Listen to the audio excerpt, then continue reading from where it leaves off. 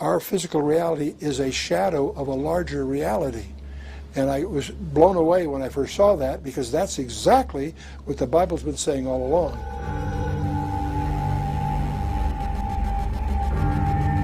We have all been trained in Euclidean geometry, three-dimensional worlds. Einstein made scientific history by recognizing that we really live in 4 dimensions, by adding time to the mix.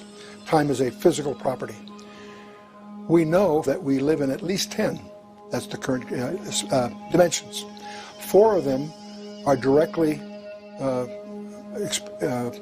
we can experience them.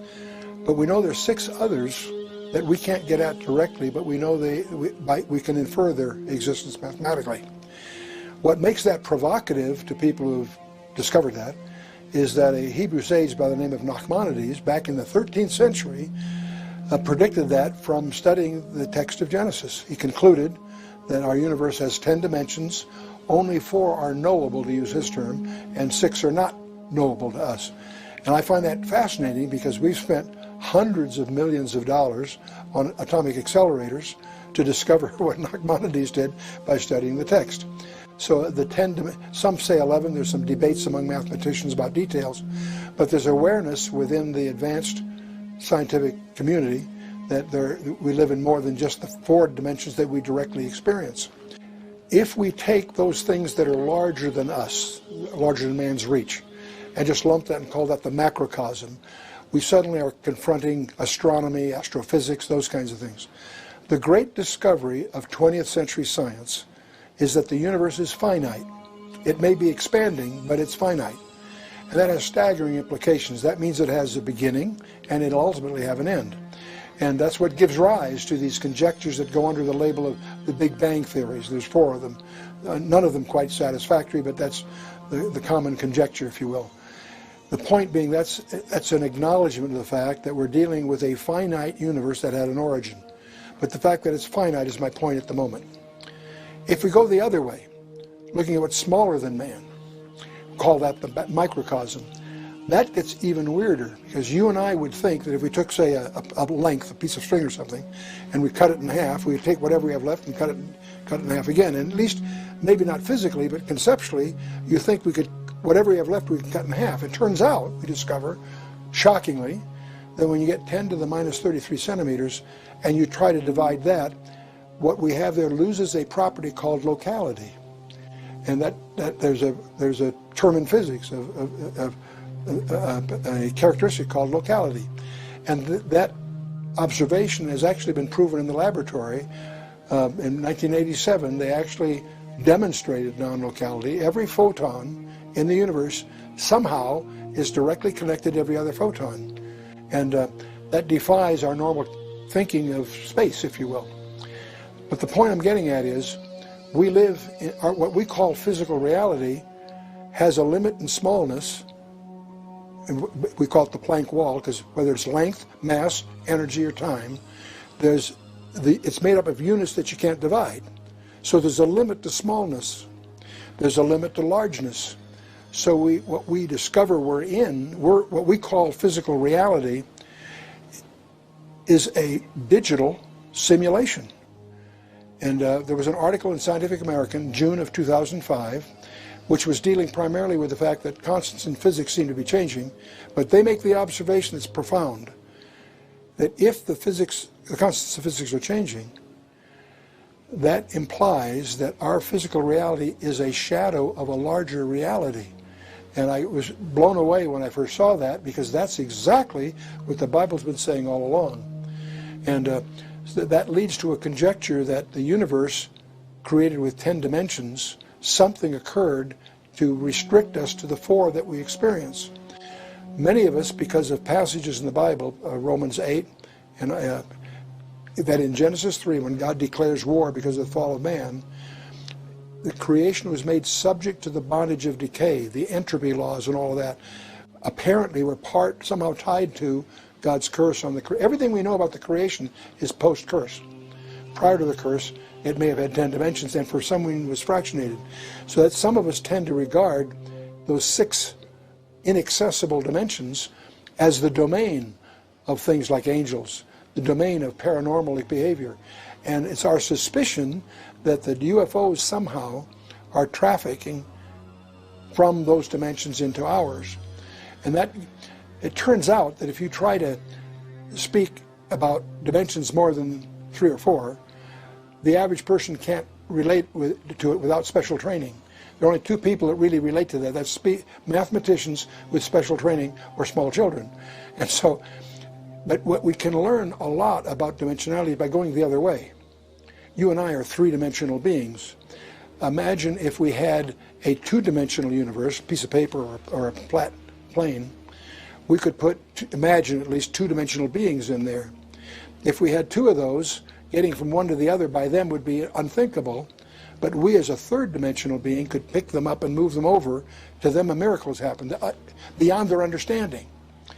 If I as a 3-dimensional being put my finger through their 2-dimensional world, they wouldn't see my finger, they'd see a thing that was a ring, and then it would shrink. If a ball passed through, it would appear as a dot that would become a ring. In other words, it only would be seeing the intersection of that 3-dimensional thing with their 2-dimensional world. So we begin to get some feeling for what dimension. Another example, if I have 2 beings there in that 2-dimensional world, I could put my finger a millionth of an inch away from each of them, no matter where they are. I can enjoy greater intimacy with each of them than they can with each other. So we suddenly read the whole concept of an additional dimension starts to, we get a feeling for what that might mean. The evening of the resurrection, they were gathered in a room, frightened, doors were locked, 6-sided space, 4 walls, a floor and a ceiling. They're there, nervous. And who shows up right in the middle but Jesus himself? At first they're frightened, naturally, confused, thinking maybe he's a spirit or something, and he challenges them. He says, handle me and see. A spirit doesn't have flesh and bone as you see me have. So he, in his resurrection body, has some peculiar properties, because he apparently, obviously, has the ability to enter and leave a 6-sided space without passing through the 6 sides. And a mathematician can deal with it. There's ways of mathematically dealing with that. To a mathematician that's skilled here, he would argue that it would take at least 11 dimensions to do that the way it seems to be described. Fine, whatever it is, it is. John, in his first letter, in chapter 3, verse 2, makes an interesting remark. He says, Beloved, it doth not yet appear what we shall be, but we shall know that when he shall appear, we shall be like him, for we shall see him as he is. What I hear that saying is that we will enjoy the same dimensionality he has. If I show you a picture of me, I'm showing you a 2-dimensional representation of a 3-dimensional object. That's not what we're talking about here. We're talking about something that's more comprehensive. We shall see him as, we will be like him, for we shall see him as he is. So that gives us a glimpse of what the resurrection body that the Bible talks about deals with. But again, see, we're going into what would be called technically a hyperspace, more than 3 dimensions. And that's not easy to do with. I spend more of my time, as I try to promote the Bible in various contexts, I spend most of my time undoing the effects of bad science. Most of what we're taught in college, not just high schools, is not true. Astronomy is obsessed with gravity, and if you get outside the solar system itself, gravity becomes a non-player. The plasma physicists have been trying to tell us that for years. No one's listening. So that's why we did Beyond Newton as we went into all of that. The electric sky, the fact that when you get out to galaxies, you're talking about electrical behavior, not gravitational behavior. The astronomy world hasn't discovered that, because gravity's instinctive. The James Clerk Maxwell equations are not instinctive. It takes very special study. They behave very different. And that's what David Bohm got so coming out of the plasma world, became so fascinated with, and he's the one that predicted at least the possibility that the universe may be really some kind of super hologram. And now they're beginning to get some suggestive evidence that that may be true. But again, the scientific community continually, well, I should put it the other way, our educational establishment continues to feed the kids stuff that is just not true. The nebular hypothesis, the birth of the planets, provably not true, and yet it's still taught at the college level. If you take a course in astronomy, you'll get exposed to the so-called nebular hypothesis. And not that it's shreddable, it's mathematically impossible.